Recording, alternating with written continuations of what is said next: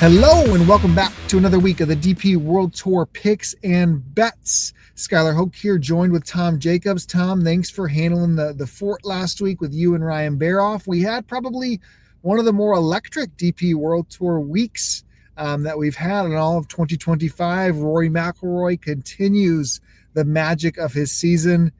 Pretty cool scenes yesterday. I was quite impressed. The crowd was obviously super into it in kind of his home country of what he said, not Northern Ireland, the Irish Open, home country win for him. Super cool. Feel gutted for Lagergren to get there and lose out in the playoff after he had played so well, but really cool for Rory McIlroy. I think if you look at Lagergren as a whole, I'm actually surprised how many times he's had really good finishes. Like I always think it's, he's done this, 2 or 3 times his career and he's just electric when he does. But no, if you look, he's had quite a few sort of back-to-backs. I was looking at for the purpose of this week just to see if he had any chance of keeping it rolling and maybe come on to that. But I think one for Lagergren to hit the shot that he hit into 16 to take the lead and was really cool. And then for Rory to kind of match it, a really good putt on the 18th is great. Lagergren obviously sadly went into the water and kind of almost gifted it to Rory in the end, but he's still had to go and do it. And I was thinking about this last night, Sky. I'm sure he's had more wins in a season or a better financial season or whatever way you want to look at it. This has to be the most impactful season for Rory now, right? And even with the ebbs and flows, he's had some bad stuff in there as well, right? But to win the Masters, complete the Grand Slam, to win the Players, to win the Irish Open, I guess to definitively do it, if they win the Ryder Cup in the US, then it's probably the best season ever.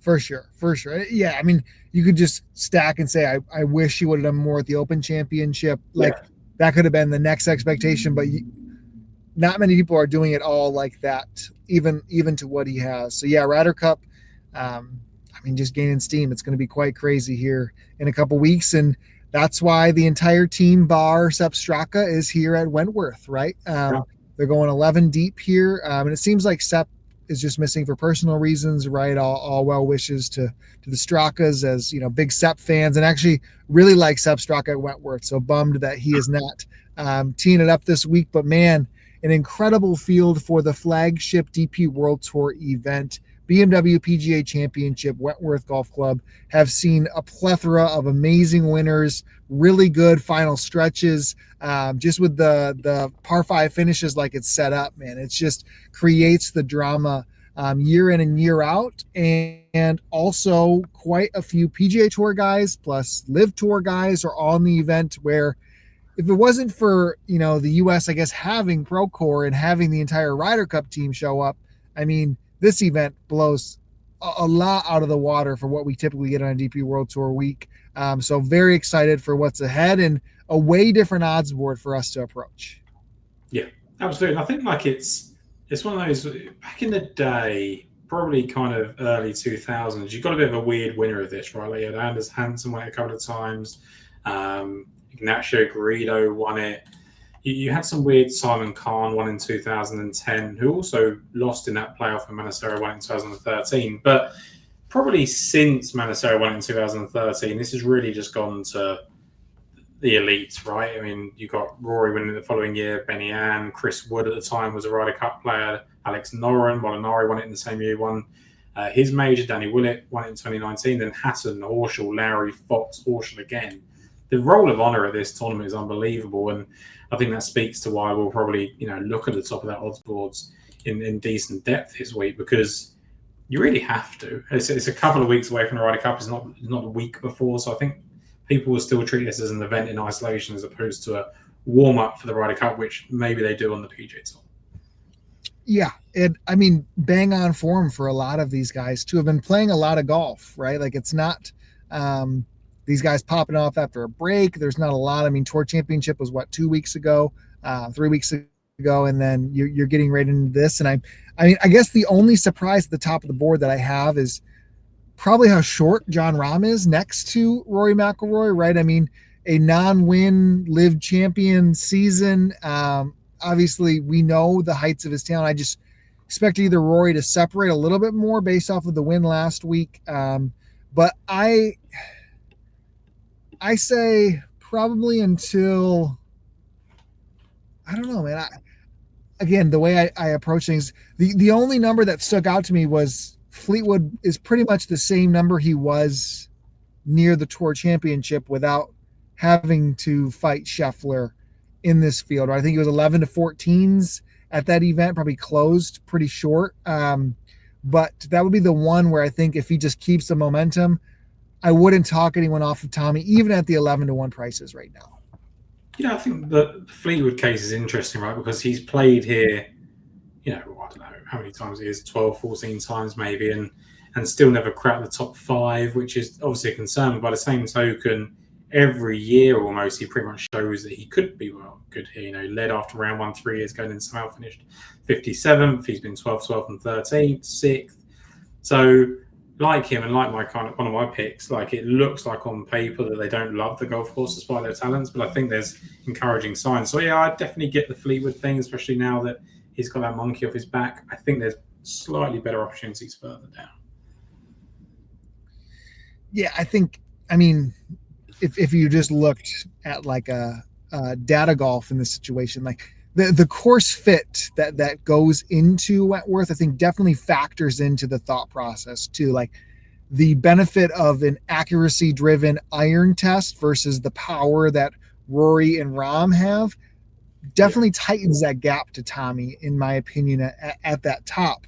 So that's where there's a chance that, they have him as the favorite for this week, which is, crazy in the sense of what we see on the odds board, but, definitely can make a bull case for the way that Fleetwood got the monkey off his back and now plays at bar course history. But I'm still pretty comfortable down the board a bit starting. Did you have any thoughts here at the higher end? So my shortest bet is 25 to 1. So I can either launch into that or we can discuss a couple of other players. Yeah. Trying to think. For me, we're probably right in the same go zone for the first one. So why don't you go for your selection? Yeah, so for me, it's Matt Fitzpatrick. We talk about data golf and how well people. I don't think people have cottoned on to how much better Matt Fitzpatrick is playing over the last 8 to 10 weeks than he was for a while, right? Like even much of last year. So for 2 years now, really, he hasn't played as well as he's playing over this 10-week stretch. He really has caught fire. There's not really many better players. Fleetwood, Rory, I guess, to an extent. But, he's got 6 top 8 finishes his last 8 starts. It's unbelievable. And when you look at his kind of course form, it looks fairly ordinary. But by the same token, never missed a cut. And that's in 9 visits. And it's a course where you see a lot of players. I remember going a lot as a child and you thinking you can go on a Saturday and see some superstars and they've missed the weekend. It was that type of event. Like Rory's missed a cut here in the past and things like that. So to just have that consistency is great. He's had 2 top 10s and 3 top 12s overall. He was 7th here in 2020, but he was the 36th hole leader. Shot a 7-6 on Saturday and then came back nicely on the Sunday. And then he's been 20th, 42nd, 18th, and 35th since. But you've got to look into it. Like when he was 20th, he opened with a 72 and then had 3 rounds in the 60s. That's only the second time he's done it. When he was 42nd, he was 16th after 2 rounds. And then the event got called after 54 holes. And then when he finished 18th 2 years ago, he opened with a round of 66. It was tied for his second best effort here.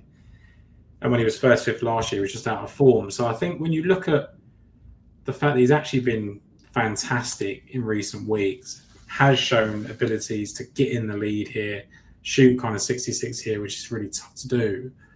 I think with the way he's playing Sky, Fitzpatrick is pretty much set to contend and probably does still want to prove a little bit, does still want to get a kind of win while he's in this form and go into the Ryder Cup with a lot more confidence. So a lot on the plate for Fitzpatrick.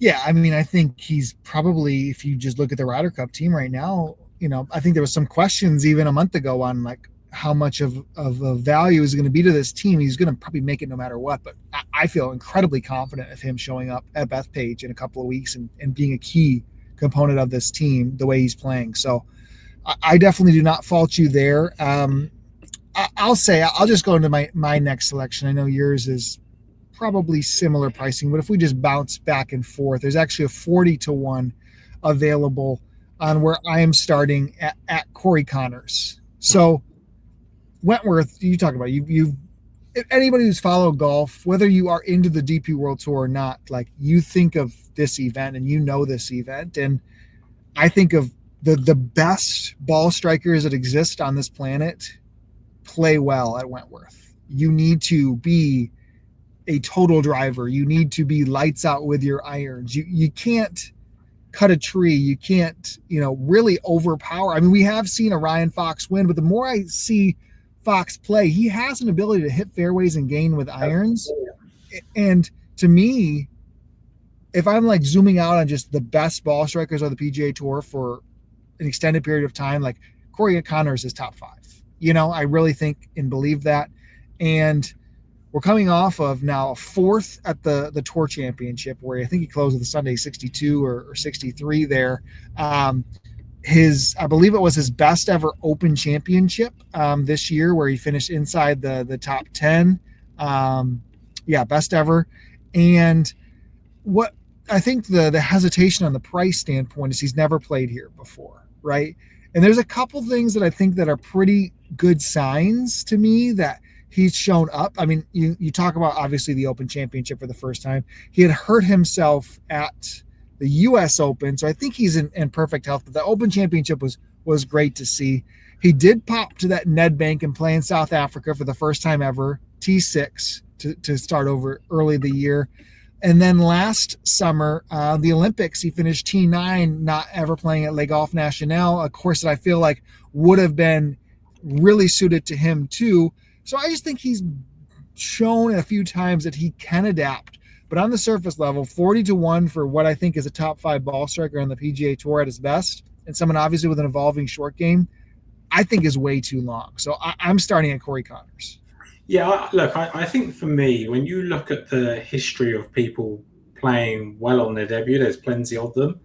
You just don't win, right? So I think like the crux of it is, do we think Corey Connors is going to break the mold in that way? And obviously he has a reasonably difficult time with winning on the PGA Tour. The caveat to that is, one, this is a perfect course for him that he doesn't really get to play on the PGA Tour, first of all. Secondly, as much as we're talking about these elite players being in there, not all of them are in their best form. Not what I want to come on to has been up and down, right? So the fact that he's kind of fit and healthy and ready to go after a tough run is good. I think for me, the most realistic thing I think happens is Corey Connors gets in the mix and does kind of what Horschel did on debut, where he finished 4th and shoots a couple of really good rounds, like 65, 67, because he just perfectly suited, but has one round maybe on the Thursday where he goes, I don't really know what to do here, and he comes across something he didn't really practice for. Because he's so good, he probably hits fairways all day long in practice and then tries to find some sort of nuance and doesn't really get it. I think that's where I sit with Connors, because otherwise there is no downfall, and you've pointed out already, it's just the debut. Because I actually think, the hesitancy on price you said, I think the odds are fine. I think the 40-1 or 50-1 is great, right? Like it's just whether we think he can win on debut, which I think even the best players find really hard. Yeah. Oh, totally agree. And yeah, I think I put these guys up side by side with other people on just a different course, and I think we're taking that 40-1 frequently. So I'm just willing to be able to think he can do it on his first shot. But we're going to kind of go back and forth on guys that I kind of fit from that side of the almost defending the PGA Tour in a way with my betting card, where you're trusting the old faithful who have played here a lot and ending up on a price where you're at right now. Yeah, so I'll go with Shane Lowry, and this took a lot of mental back and forth myself, really. He's 33-1, and I just think about Lowry and how good he's been here over the years. We talk about the fact that Fitz has gone, he's not missed a cut in 9 starts. Lowry's played here, I think, 15 times and only missed 1 cut. So in addition to his win in 2022, he was second to Rory in 2014. Since he missed that 1 cut in 2016, he's never finished outside the top 20. When he did, it's because the putter's been not at its best. And I looked last year and he didn't putt very well, but that was the first time ever, really, that he's putted poorly. And it was also because his irons weren't great. He was probably putting himself in tough situations. But the real crux of it for me was when you look at the last couple of starts for Lowry. He was 10th at the Tour Championship in strokes gained approach, 4th last week in Ireland, ranked 2nd in tees green last week as well. So all round really good. And he did all of that last week whilst ranking 68th amongst those that made the cut in strokes gained putting. So for me, where he does typically putt really well, after a couple of confidence boosting weeks with his irons and tees green game overall, I think coming back to his favourite venue, because make no doubt about it, I think that for me, he was the question mark on this team. And I know that not from a standpoint of, I thought he was going to make it. I definitely knew he was going to make it. But from does he bring value? Like you said, people were asking that about Fitzpatrick. And it's like, well, actually, Fitzpatrick's got a skill set that can help him 4 balls and things like that. Not that they use him that often. But Lowry, I just think he's very good at one thing on that team. And if he's not in the form that he needs to be, that's not great. So I think he's got a little bit to prove.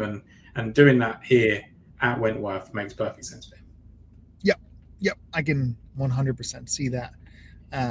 And that was the year, was that the Queen year he won when it got shortened, right? Was that? Yes. Yeah. I feel like he just got a knack too with the putter that he's just scoring. He's a weird one on the greens. I feel like we see him at times just get so nuclear and make a bunch of long ones, but then miss. He doesn't really have that kind of weakness. It's not the fault, right? Like he either has it that it leads to his win or it completely ruins his chances. Yes. And I think here that's why he's been so consistent. Is like actually his putting's been solid, and then he has really good weeks. So I think it's the one place where you go, do you know what? He is going to putt well this week at Wentworth, and it's going to be whether the rest of his game's in shape, and his iron play has been good over the last couple of starts. So I just think he's found it at the right time. Because when I looked at the 15th at the Irish Open, I was like, that's a minimum expectation, not actually very positive. And then when I looked at the ball striking numbers and the fact that it all come down to putting, I was a little bit more encouraged. Oh, yeah, 100%. Yep. Okay, so I'll go back to back here. 2 PGA Tour players, 2 very different kind of resumes in a way. First up will be Justin Rose at 50-1. I'm not typically a Justin Rose backer in the sense of like he clearly very inconsistent, is doing strong things to gear himself up for certain weeks, and okay with being an average at best player when he is, at other weeks, he just doesn't have it.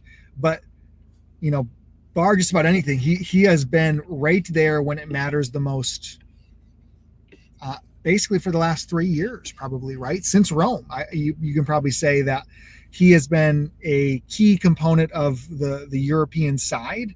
And if I draw up where I think ball strikers kind of flourish the most on like one specific course in the PGA Tour, like Memphis always screams to me, you are in control of your ball from a fairway and greens and regulation standpoint.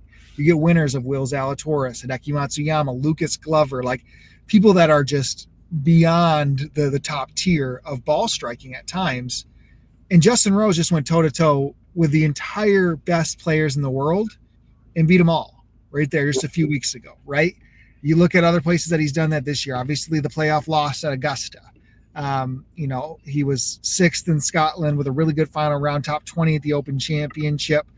Just, again, showing, the second the year before, 2 top 6s in majors, wins at Pebble. Like, he's just able to show up when it matters. And overall, I think the one thing, if you're looking at his resume, he doesn't have a win here, right? I think you'd think he wants to get Wentworth at some point, right? Like I just would really expect him to look back and say, man, the BMW PGA Championship is what I want to have. Bar an unbelievable career. Now, it's been since 2021 that he's had a top 10 here. Really hasn't shown up the last 3 times. Runner-up in 2012. But I wouldn't say it's been the best, of course, for him. But in his current state, I don't see why he couldn't win this event. I think it's just that inner belief, right, from you and from him, that he just steps up in the big moments. Because to your point, like if you just looked at pure course form, you probably wouldn't look at it. If you looked at the fact that he's inconsistent in general, you wouldn't really look at it. But again, like ball striking, he will come to the fore. Biggest moments, he will come to the fore. I think the only reason he's really struggled here in the past is probably just like end of season for him PGA Tour, right? Like he's been heavily involved in the FedEx Cup in the past. He's won that, right, and he's probably just got to here and just gone, look, I'm completely spent. I've got the Ryder Cup to get back up for. I haven't really got it, and I don't think he plays in that way anymore. Like I think if he plays, he's ready to go and he'll take it seriously. He's got to show up for the Ryder Cup team, and yeah, look, it's a price that makes it worth betting. It's as simple as that. Like it's worth taking a shot on someone that we know is very, very good, because I don't know which way it's going to go. Sorry in parts with Justin Rose. Yeah, and you're a huge Justin Rose fan, in the sense of, I guess, like if I transplanted and JJ Spawn was 50-1 in this event, like I am firing that in, Yeah, and he just beat him down. He took Scheffler down, obviously. Like, that's saying a lot to have a FedEx playoff winner be priced where he is, to me. Yeah, look, and we're talking about a player that, like, we say it's not been the best of courses for him. He's also finished 2nd, 8th, 6th, and 10th. Like he's done everything but win here, right? So it would make sense. I just think we never know now. Like, is he in that one side of, I'm trying to get ready for the Ryder Cup and I'll try a few things here and I'll mentor some of the younger guys so they're ready for the Ryder Cup? Or is he like, look, I'm still here to win and prove myself, and we'll find out on Thursday. Totally. Okay, at 60-1, pretty much my first snap bet of the week. I bet this guy last year at Wentworth, again, for the just pure concept of, you are one of the best ball strikers of the PGA Tour. You are going to the course, should fit you perfectly, and it's Siwoo Kim. Now, the difference of Siwoo Kim versus Corey Connors, which I like Siwoo a little bit more in the sense of even the price relative, you get a 60 here. Siwoo had his warm-up last year, right? Finishes T18 at Wentworth. Pretty ho-hum overall event. Very much of a stripe show, no short game to him. Honestly, that's kind of how he's been all year long, right? He hasn't gained with the putter all the way since the PGA Championship, when he top 10 that event. But we know the ceiling of Siwoo Kim. It's winning a Players Championship. It's contending against the best of the best, and I still think that ceiling is closer than in the rearview mirror, right? He's only 30 years old now. We've seen Siwoo his entire life, basically, in the professional side of things, but I just think this is tailor-made for Siwoo Kim to be a Billy Horschel type at an event like this, and it was pretty encouraging to see the way he closed the year overall, in my opinion. T19, T14 in the playoffs, really good irons and accuracy. Yeah, I think for me, with Siwoo Kim, you mentioned the kind of Billy Horschel comparison. I think he is that, right? Like, it would make no surprise if Siwoo Kim comes over to the DP World Tour and just contends. And as you said, what he's got to his hands, he did finish 18th last year without really being able to not only putt, but just nothing around the greens either, right? And I know that that's a pretty good area for him overall. So to see him hit the ball so well off the tee, to see him hit the ball on approach, and he will get used to the greens. Like, he's not a player that you rely on from a putting standpoint. As you said, it's been a real tough period, but we do know that when he does have that putting stroke, like if you look at 2024, he gained with his putter at the Phoenix Open, he finished 12th, gained with the putter at the Players, finished 6th, game with the putter BMW Championship, finished 5th. Zozo finished 6th. When he does game with it, he's in contention, and he's going to live and die by that, because he will hit the irons well, he will hit the two off the tee well. He did play well here a year ago, and to your point again, like, not different, right? His peak is the Players Championship. Billy Horschel's peak is kind of back-to-back FedEx Cup wins and winning the FedEx Cup overall. I guess the match play against Scheffler was pretty good in 2021 as well. But very similar players. I mean, Horschel's got the 8 PGA Tour wins, Siwoo's only got 4, but Siwoo's also lost 3 playoffs. So I think it's a very similar player who comes over to the DP World Tour and succeeds. I can definitely see him being an international player, similar to a kind of Reed and Horschel. It's a shame too. I mean, I wouldn't fault anyone also who wants to take the Billy Ho shot, right? This is the first time we're seeing him after that surgery that he had. I think it was hip surgery, right? Yeah. But he had an okay start of the year. Obviously, just loves it here. Worst ever finish 18th, and then just to have that, and then get the price of what is he 70? Oh, I guess he's shorter than these guys. I thought there was a 70 out there. I don't know. I'm okay not being on Billy because I think these guys are kind of Billy adjacent. But I'm into long shots from here on out. Yourself? Yeah, me too. I think like I didn't actually even consider Horshaw at all. I considered Patrick Reed at 50s. He's been unbelievable here, right? He's played here 3 times, finished 4th, 3rd, and 5th. The point of like John Rahm's had a win the season on Live, Patrick Reed's just not been very good for a while now. Like, there was talk of him getting on the Ryder Cup team, and that very quickly died down after a strong major performance, right? So he's just out of form. Hideki, for all the reasons you just listed about Corey Connors and Siwoo Kim, but probably just not kind of that much faith in him right now. So I looked at all of these guys, but didn't really get anywhere. And like you, there was just so many appealing options at kind of beyond the 100 to 1 that I've stuck with 2 more of them. Yeah, I'm good with that, and we align on the first one. If you want to go with who we're both on here. Yeah, I think it should be no surprise to anyone that I'm kind of, or I guess if we're on our aligning one, is this the? Yeah, if you want to go with the young Spaniard for us. Yes, so Angel Ayora for me. The other one won't surprise anybody, but Ayora might surprise some that listen to me. I just think when you think about Ayora and who he is grouped in with, we're expecting Ayora, who's 20 years of age, to be the next big star, and that title, I guess, was belonging to Rasmus Nergaard Peterson. Well, he's 26. Then we've been talking about Marco Peng and Christopher Reiter, and they're 27. So actually, we should be kind of putting him in the bucket with Martin Kuver, who's 22, Nakajima and Eugenio Chichara, right, who are 25. And he's nowhere. He's by all means not ahead of them, but he's in the same bracket. And he had a bit of a disappointing middle season. He started really nicely when he first came on, wasn't great for the middle part, and then since May he's really kicked on again. And the 5th at the Irish Open is his best so far. It was his 5th top 10 of the season. He's now, absolutely flying at this part of the year. 13th, 8th, and 5th the last 3 starts. He is coming late in all 3 of them, which kind of caught my eye a little bit. Like, is that a negative that he's kind of leaving it until late? I don't think so, though. I think it's kind of a good skill to have to be able to grow into events. And yeah, I think, look, when you look at his iron play, which is really what kind of caught my eye, I think it's kind of at least his best effort this year, probably one of his best efforts of his career to date. I think he had one at the KLM Open that was slightly better in terms of strokes gained approach. So for me, with Ayora playing so well results-wise, if you're thinking about a young player doing it, and that's what's putting people off, right? Like, he's a young player, hasn't played it before. Francesco Laporta finished 6th, and Hugo Casal finished 7th on debut. Like, if they can do it, Ayora can do it, right? So, whilst I think some people would look for him to be a bit more open off the tee and things like that, I actually think Ayora would be great for this event. I think he was 4th in driving accuracy, 1st in distance, 1st in greens in regulation last week in Ireland.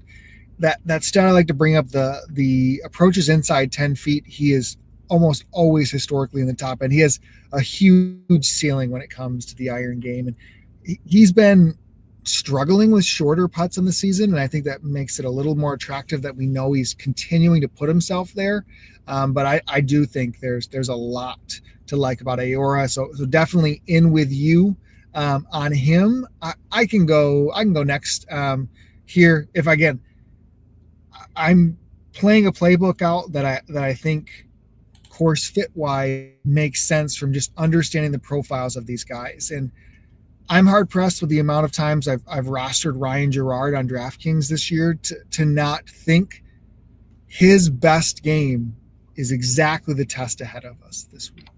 Now, he's kind of fallen off. He had the win at the Barracuda, and after that, his best finish is 44th. So I would have thought there was more in Memphis, would have hoped for more on the debut at the Irish Open. But, prior to that, if you look at what Ryan Gerard was doing, it was leading in iron play, gaining a ton with off the tee, including just mainly on accuracy, and the Siwoo method of if you are gaining with the putter, you are going to be in contention. A second at the Valero, a 17th in Mexico, a ninth at the Houston Open when he gained with the putter, 15th at the Farmers Insurance. Like, his upside weeks pretty much are on that putter. I mean, he was top 10 at a major championship while losing on the greens. And Quail Hollow demands a ton of ball striking. So I just think I would kick myself looking at prices of those surrounded by him, of just what we've seen this year from a really, really strong player, in my opinion, who just has that type of ball striking upside. So I know that's 4 plays straight out of the PGA Tour side of things, and you do get good prices on other guys who have played pretty well, overall on the DP World Tour, or have the European Tour history, like a player you're going to come on to next here. But I just would be remiss if I'm not seeing the ceiling in what Ryan Gerard has in him for Wentworth. I think the other thing to keep in mind with someone like Ryan Gerard is that, was there really that much difference between Ryan Gerard and Chris Gotter up until there wasn't, right? Like until Gotter obviously goes. I know that Gotter was kind of 20th, 30th every week, and Gerard's been a bit more spike performance, but I think the peaks were just as good for Gerard early part of this season, and obviously he got his win at the Barracuda, nowhere near as big as the Scottish Open, and we haven't got the evidence yet that he's going to transform and play well in Europe. But this is opportunity, Sky. I think you're kind of about that, right? It's an opportunity gained to be able to play PGA Tour players in a DP World Tour event. We're pricing them up with players who, quite frankly, don't win without these players in the field. Like that's the thing you got to kind of consider. I mean, we're talking about, I hate picking him, I always picking him, but like Jordan Smith's 90-1, right? We know that Jordan Smith doesn't really win. He doesn't actually really. Because I looked at Jordan Smith, that's the reason I'm kind of picking him, is I kind of thought he was playing well enough to contend here, and then you look and he really struggles at this golf course, and then you start getting into well, do we want to do the Daniel Brown thing? Do we want to do John Parry and Joost Luiten? You're like, well, we know what they are. We know what they are every single week, and just because they're European, should we be backing them over Ryan Gerard? That's the conversation to have. Now, the person I am going to take in that mold that is over the top of them is Gerard and Manassero, who's 150-1, who I said people won't be surprised I've taken him. And it's, we backed him last year off the back of a really good Irish Open. He's had a he's had a tough time of it on the PGA Tour, right? Like it's interesting that he's come out and played some good stuff in round 1 quite often, and he's made some birdies along the way. But in terms of like being able to get himself back on track after a really good DP World Tour year, it'll be tough for him, right? He's a top 25 at Torrey Pines. He's had the 6th at the Canadian Open, which is really eye-catching, and then it's the 12th at the Zurich, which is a partners event. Otherwise, it's been hard. But the 6th at the Canadian Open is really, really kind of exciting. Fox won there. Benny Am finished 6th alongside Manassero, both people that won this tournament, Perez that played well here. Lowry was 13th there. He's won here. Willits won Wentworth. He was 13th there. So I actually quite like the Canadian Open from that standpoint. And that was his standout performance. His iron play was incredible that week. And when you look at the fact he's come back to the DP World Tour now, he's 3 events in a row, gained strokes with irons at the Wyndham Championship, then come to Crans and the Irish, where he's hit the ball really well. Hit the ball nicely last week at the Irish Open. Putted okay. It was just off the tee that kind of caught him out. And that is where Manassero is going to struggle off the tee. There's no getting away from that. But he was 4th here just by being neutral off the tee last year. And I think at a course that he absolutely loves. I mean, this is a player that before winning it, he was the youngest ever, I think he still is the youngest ever winner of the tournament, but he was finishing 17th and 7th as like an 18 and 19-year-old around his golf course. And when he was in doldrums, he was still kind of putting together top 30s here. It wasn't until he had a 5-year hiatus that you think, okay, well, he definitely can't play here because he's just not getting the world ranking points, not getting into the fields, not getting membership. Comes back last year and finishes 4th. So 150-1 course specialist goes in the same kind of what Lowry and Fitzpatrick are without having their upside, but he's 150-1 as opposed to 25 and 30s. Yeah, I definitely took a few looks at him. I can very much understand, especially if you're somebody who goes to the well with Manassero quite a bit, like can make a lot of sense and make the argument. I'm very much pro that. I've got one more selection. We didn't talk about this one pre-show. The other one that I looked at kind of in this neck of the woods, Oliver Lindell is just playing amazing golf. If it wasn't for fatigue, I'd bet him. But I've just done it, and he's finished 7th, 16th, 12th. And we're also talking about debut too for him too, right? But again, the iron play is so good where you're finally getting a little bit of a price break on him, right? This week from what he had been for a while. But overall, I think he's somebody that deserves a lot of recognition for his play. If I went through, go ahead. Sorry, he's the best iron player on tour, right? Like, I think Houghton Lee was ahead of him in approach, and obviously Hatton and I think maybe Højgaard were, but they've played so few rounds compared to him. And he's just led the field in approach again at the Irish Open. It's the perfect course for him, perfect style of player. We just don't know what he's going to do like in a debut. Yeah. Speaking of best iron player in the world, the comment that was famously resonated with Alexander Bjork. After making a large case to bet him 2 weeks ago, he is now retired. Unbelievable. I was really shocked. And it was funny because people were asking me, I had a couple of DMs about him actually last week of like, where has he been? And I didn't know the answer. I know that he took a bit of a break in 2024. There was reports from a Swedish newspaper or something that he was retiring. He came out and rubbished those. Then he played again in January, February time in the Middle East. Then nothing until last week. And I couldn't find a single bit of information from it. And I don't know if it was like, well, I'm going to give one last go at Cron and see if I love it. And if I don't, I'm out. Because that certainly seems to be what's happened. Absolutely mental. I just don't know if... is he just got to the point where he just goes, like, I'm not going to get better than this and my best isn't good? Yeah, it's really hard.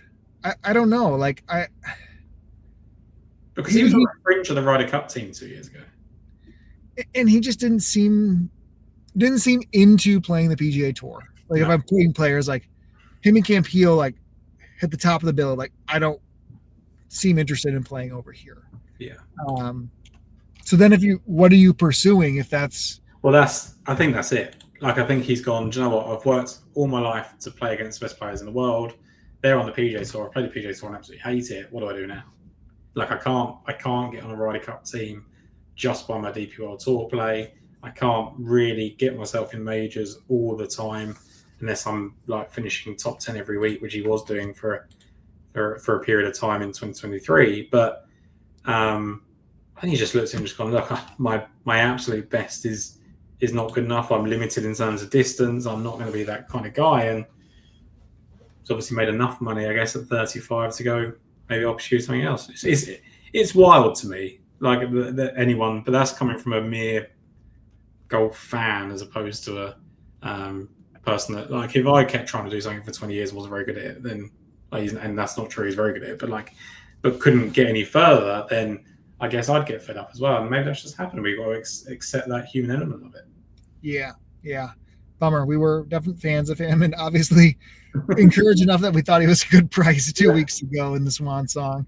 I am repeating the same playbook. I'm going to play it on the DP World Tour side, though, of guys of which I love from a ball striking ceiling standpoint. And you won't be surprised who this is, Tom, even though we didn't talk about him. But we have seen flashes from Dan Bradbury leading into this event, right? I mean, recently, didn't we bet him at the British Masters, right? Where he had just came out the week before, despite missing the cut, looking really, really good with his iron play. He continued that strong iron play at the British Masters. We thought he kind of had a sniff of being in contention. I think he was fringe top 10 heading into Sunday. There, T19 ended up being for the week. Last week, missed the cut, 76 on Friday with an abysmal around the green game play. But I'm pretty encouraged by his two events at the BMW PGA Championship. So if you looked at 2023 when he showed up here, that was his rookie season. So debut was kind of out of form by then. And T51 for him, I think he opened 75, 68 to make the cut on Friday, 74, 68 to close on Sunday. And then last year at this event, again, I mean, I don't know if you can really say he's ever been in form on the DP World Tour. He does not string things consistently from a long period of time, right? He's going to pop, he's going to miss cuts, he's going to pop again. And then he had lead in form of a 63rd, miscut, and then he comes out there last year and opens with a 67, shoots 71, bad Saturday, so 76, and then a 65 on Sunday. Again, when I look at Dan Bradbury, and this is from like peers, I can remember Pablo Larrazabal tweeting that Bradbury is the best iron player on tour, just amazed by him. So I just think of places where a 500-1 shot on Bradbury, we thought this at Le Golf National from the start. He won that event from what he showed from a ceiling standpoint. I think Bradbury can, on his best day, compete with this field. Yeah, I don't think there's anything mental with Bradbury in terms of like, is he going to shy away from the occasion? I think he kind of quelled that straight away by being able to win in his first DP World Tour start, right? So I think the concern with Dan Bradbury is and when they're 400-1, that concern's all baked in. You just have no idea what you're going to get, right? It's just, he's either going to be brilliant, and his Wentworth form is probably the biggest epitome of that. He goes like 75, 67, 78, 66, whatever. To shoot a fun around 65 here last year shows the upside of him, and that's a 400-1 golfer. He's shown the upside of how good he played on Friday at the Irish Open after being really poor in the opening round, right? Like he's obviously, the other way around. He was good on Thursday, poor on Friday. But like, I don't know what to do with him. And I think it's one of those ones where you don't really ever bet him with confidence because, to your point, he never really seems in form. It's like, okay, we've seen a good iron week from him. Let's bet him. Kind of finishes 37th. Oh, we're encouraged by that. No, he misses the cut. But like, he's 400, 500-1. He's probably one of those golfers that you can just play every time. Just have him on your card and know that you're relying on the absolute peak performance. Because if you added up how many times you've bet on him over the years at the odds, you're probably still doing okay. Right?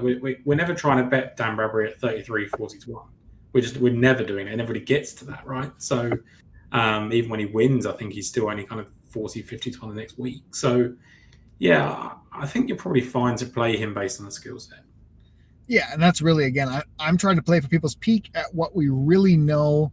And it's hard for us on the DP World Tour. It's not often we get this much history at the same course with similar players for a long period of time. So I think we can confidently approach the overall skill set. So, okay, I'm going to give a shout out to all of our audio listeners. You can find us on Daily Fantasy Sports Picks and Bets, The Mix. Please rate, review, subscribe. It goes a long way for us at Mayo Media Network. If you can just make sure you leave your comments on YouTube, super appreciative. Try to make sure we're going back and forth for anyone leaving there. Did forget my standard mic, so I apologize to our YouTube commenter who was on my mic because I had gotten better for a stretch there. Hopefully this was okay. But the reviews for us on Daily Fantasy Sports Picks and Bets, The Mix. Again, you can find that on the podcast platforms. Really appreciative. Obviously, football stateside here is in full swing. So Pat and team are firing off left and right different shows. So subscribing goes a really long way, supporting Tom, myself, and the whole team at Mayo Media Network. Tom, would you like to review your card from the top, please? Yes, so I am kicking things off with Matt Fitzpatrick at 25-1, Shane Lowry at 33-1, Angel Ayora, who I believe the best price is now 125-1, and then Matteo Manassero at 150-1. Beautiful. Okay, I'll try my best for live prices at this moment.